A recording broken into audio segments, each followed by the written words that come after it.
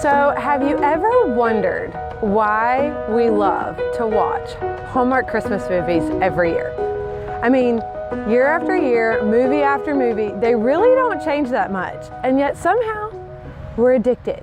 And we binge watch these movies like crazy. Like, sign me up. It used to be one of my favorite things to do during the holiday season, is just to be off work, crash on the couch, fire in the fireplace, watching Hallmark Christmas movies. I mean, they really have become the hallmark of seasonal romantic comedies.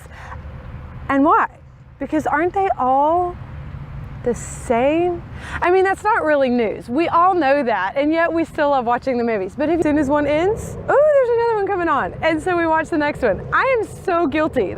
But I want to stop for just a second, just a few weeks away from Christmas.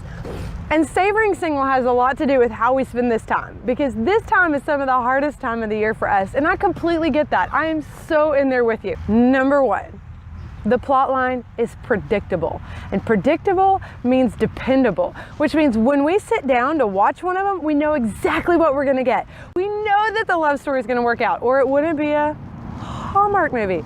We know it's dependable and that it's pretty much gonna be clean. And the dependability really comes down to that plot line. Every movie, change the actor, change the actress, change the city, but other than that, it's pretty much always the same. It always starts with a girl who's going through a crisis. Her heart is broken, or her job is on the line, or she's up for some promotion that she's really hoping that she's gonna be able to get.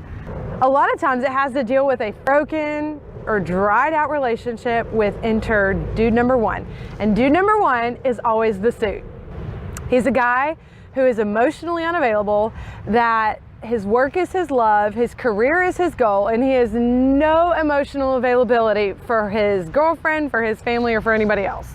We love to not like him. We love that she decides that he's not good enough for her. She's in crisis and she goes after solving her crisis. It always ends up being something, most of the time, out of town. She needs an escape. She's got to get out of where she currently is in order to experience something new. So she goes out of town to pursue whatever this is. And in this escape, or in this vacation, or on this business trip, she always runs into guy number two. And guy number two, we know.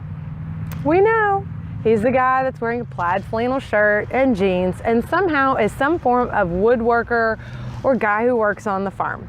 And we love to love this guy, because we love to love the guy who's genuine, who's emotionally available, who comes in and literally sweeps her off her feet. If we end there, the solution to her original crisis has been found.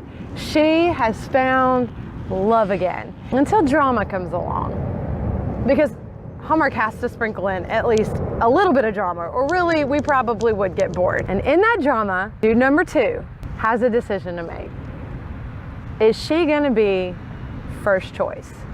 And I know it is just a movie, and I know we don't really compare life to these movies, and I know we don't really actually think that this is the way our life is going to turn out, any more than we thought that a prince on a white horse was going to come save us when we would watch princess movies as a child. I get that. But sometimes we watch these things so much that they just begin to flavor our perceptions of what romance and love is supposed to look like. So let's break this down into real life. So we look at dude number one, he's emotionally unavailable. And sometimes we get into these relationships just because we would rather be in a relationship with an emotionally unavailable guy than just to be alone. And so we compromise and we lower our standards for a guy who doesn't fit us at all. Have you ever noticed there's always this stark contrast with guy number one, that he doesn't ever fit her at all? And you're like, how did y'all end up together even to begin with? But really, haven't we dated him? So are you pursuing a relationship for convenience, for not being alone? Question number two comes with her always having to go out of town. She always has to go out of town. I think in this we get this mindset that we always need an escape. We need to go on vacation. We need to go somewhere, be somewhere different, anywhere other than here, in order to experience a more fuller life. And so we almost begin to be programmed like, oh my gosh, I can't wait till vacation. Oh my goodness, I just need to go out of town. I just need to go visit my family. I just need to get away from what my normal is. But what if we actually developed and cultivated our lives to where we actually loved our life and didn't need a vacation from it. Now that's a thought, and it's totally possible. If you cultivate a life that you thoroughly enjoy and that you love, oh my gosh, that is so encouraging. Because then you're not relying on some beach vacation or some holiday where you're hoping the airport shuts down, so you get trapped in a car with a stranger for 18 hours and you magically fall in love. Oh my gosh, these things don't really happen. But I think sometimes we think, if I could just get out of town, if I could just get away. Pull in the things into your life that you love and that you enjoy. Maybe cut off some things that are just emotionally draining you. Like maybe Hallmark movies that give us this false perception of what life is supposed to be about. And then we look at our own lives and we end up completely disappointed. Question number 3.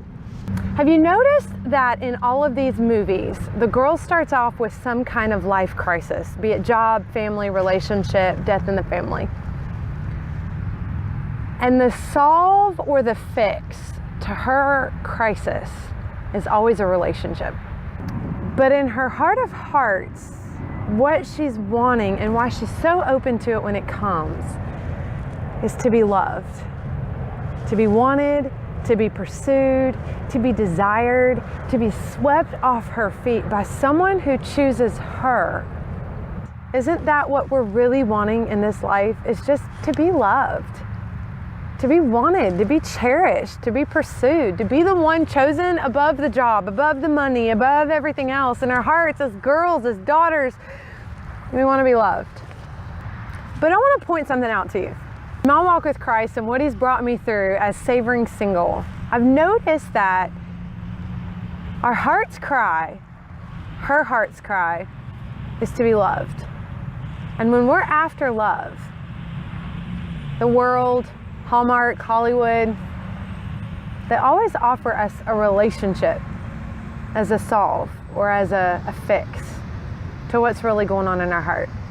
The beginning of the movie, all of the different things that happen that puts her in a place where she doesn't want to be alone and she doesn't want to have to go through it by herself. And the world's answer for that is a relationship. And here's why. Because in our heart of hearts, the world wants to know it's loved. We want to know in our hearts that we're not insignificant, that we're not invisible, and that we're loved. The highest form of love that the world knows is boy meets girl. But you don't have to wait to experience that to be married, because even though marriage is like a beautiful gift and God intentionally designed that, the love in marriage isn't the highest form. It is a different form. It's a form that you can't experience until you enter into that covenant. But it's not the highest form of love. The love of Jesus Christ is the highest form of love that you can experience in this life and for eternity. See, the world can't show you a higher form of love because it hasn't experienced it. It hasn't known it. And so when someone is in crisis, when someone is needing something in this life to not be invisible or to go through a hard and a difficult season, it throws a romantic relationship at it and says, here's the fix. But can I tell you, there's a promise for an even greater love than boy meets girl. For those of us who will step a little bit farther and into that relationship with Jesus Christ.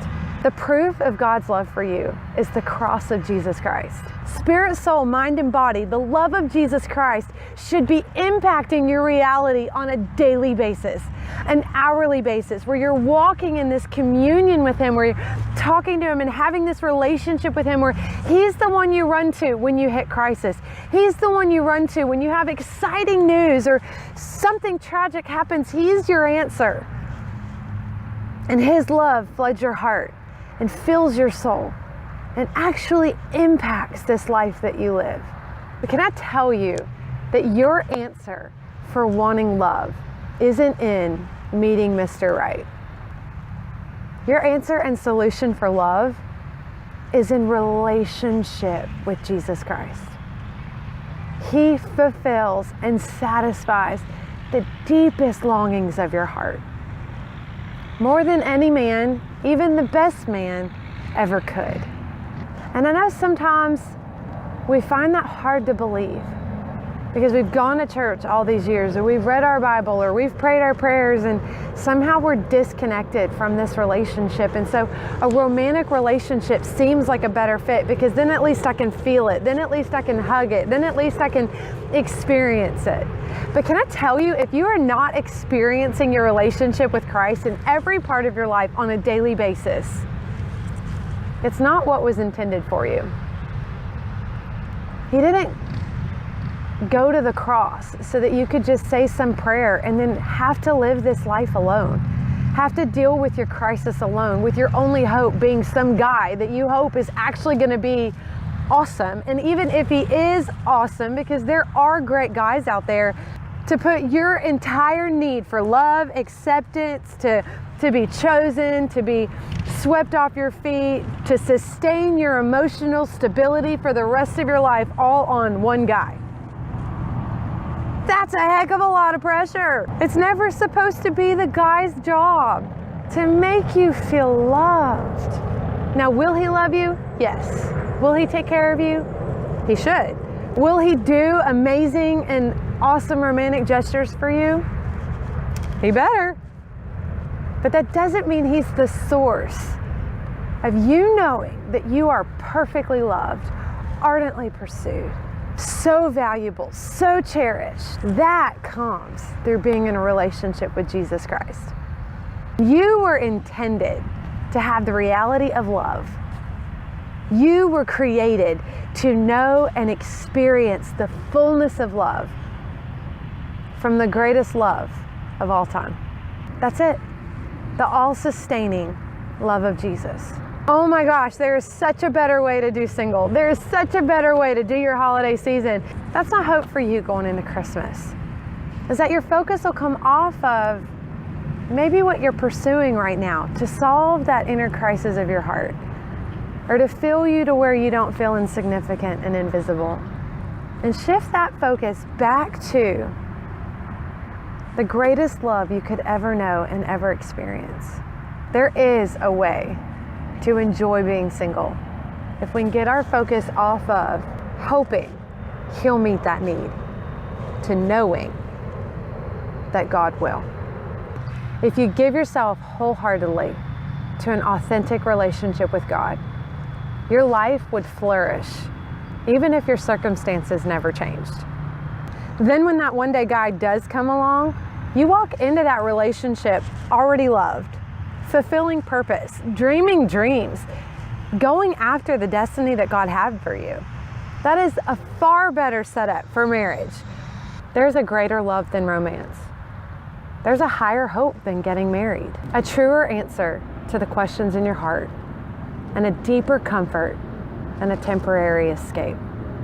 If you're feeling heartbroken or like there's a crisis of your heart, run to him. If you feel unloved, embrace him. And if you're going through a season of disappointment, you can trust him. I'll still watch a movie from time to time, but my perspective's different. And I hope yours will be too. I hope that gives you a new perspective on this addiction that us girls have for holiday movies, for chick flicks, for whatever that is that we run to for an escape. I'm in this with you, girl.